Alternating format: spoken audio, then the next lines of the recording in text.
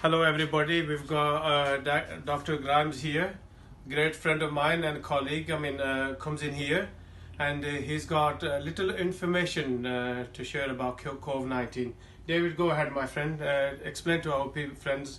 Okay, I will do. Now, I've been living here for 45 years and I've been a consultant in Blackburn for 40 years. And while I was there, I was very concerned about why, in particular, the Asian ethnic people had a bad health record. And I've done 20 years research into this. No, 30 years research into it. And I realised it's all about shortage of vitamin D. Dark skins do not produce vitamin D. The vitamin D that I can produce in 20 minutes with a white skin, you would have to have for 2 hours before you would get the same amount of vitamin D. And the research showed that vitamin D deficiency is almost universal in the Asian ethnic groups in Blackburn. Now, so it comes into COVID-19 and we suddenly find out that the BAME people, the Black, African and Asian minority groups, have got about 3 or 4 times the incidence of death from COVID-19. Now, getting COVID-19 doesn't really matter. What matters is that you get seriously ill for it, you need intensive care, and worst of all, that you die from it.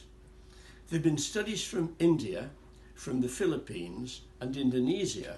These are preliminary reports that have shown that people with low levels of vitamin D are dying, and people with high vitamin D levels in the blood are not dying.